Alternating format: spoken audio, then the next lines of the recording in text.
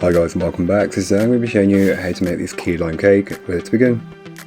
To get started on the recipe, you'll want to make the buttermilk alternative. So I'm using some oat milk that I had to use up. Just add in some vinegar and mix this in and set it aside for around 5 to 10 minutes or until it's done its thing.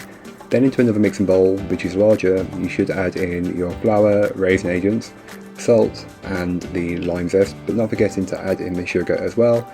Then mix this all together just to give it a quick combine. But with the mixer going, feel free to add in that vegan buttermilk alternative as well as the oil, and then mix on a low speed to start with, working up to a medium-high speed, and mix until you don't see a trace of a single ingredient.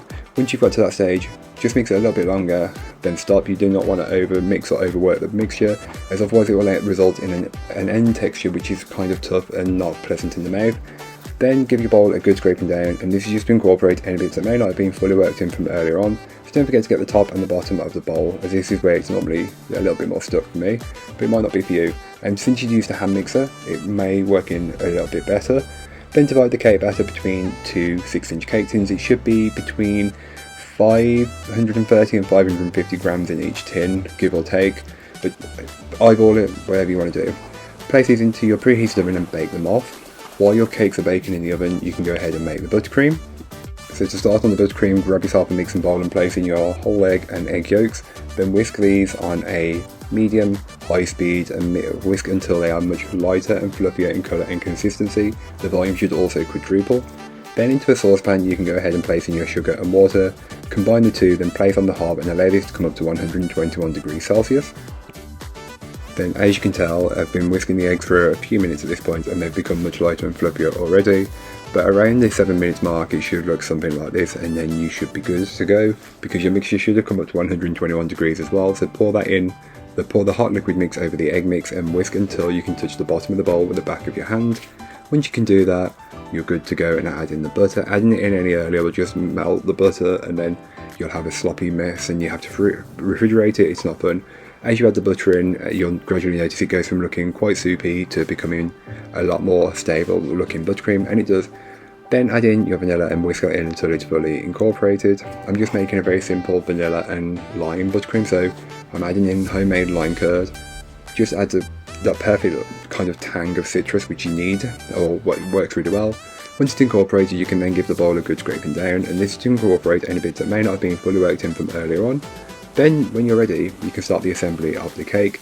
So grab your plate, board or stand and pipe a blob of buttercream into the centre.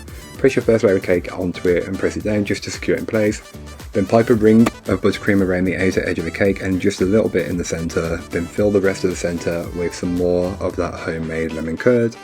Get as much in there as possible, but not too much that the cake will slide when you're decorating it. Then place your second layer of cake on top, press it down to secure it in place. Then around the outer edge of the cakes you can go ahead and pipe the buttercream. Again, it doesn't need to be perfectly neat, but the more work you do now, the less work you have to do later on. So that's what I tell myself. It might not be true, but hey, it works for me. As you can see, I've got gaps. Pipe on top as well. I always start with the top, even though I end up working on the top at the end as well. So I think just start on the sides. Decorate however you'd like. Get the buttercream as smooth as you can possibly. I'm just using this small scraper as this is only a small cake, but feel free to use whatever scraper works best for you, or to fill in the gaps, do it however you'd like. If you want to use the piping bag, use the piping bag. The choice is really up to you, but you want to just take the time to get it as smooth and consistent as possible.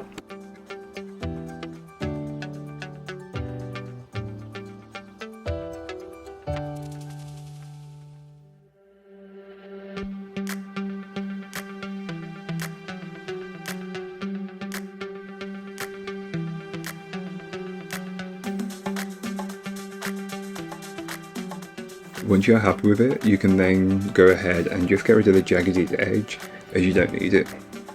Then on top I use a cranked palette knife to create a swirl pattern on top, as I didn't want to do too much decoration with this cake as it was a really warm day. I didn't want to be in the kitchen for any longer than I needed to.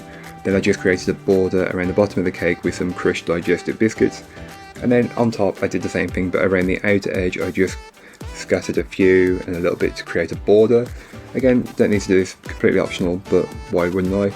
Then I take a zester and just zest one lime on top, so you've got even coverage of lime on top, looking something like this.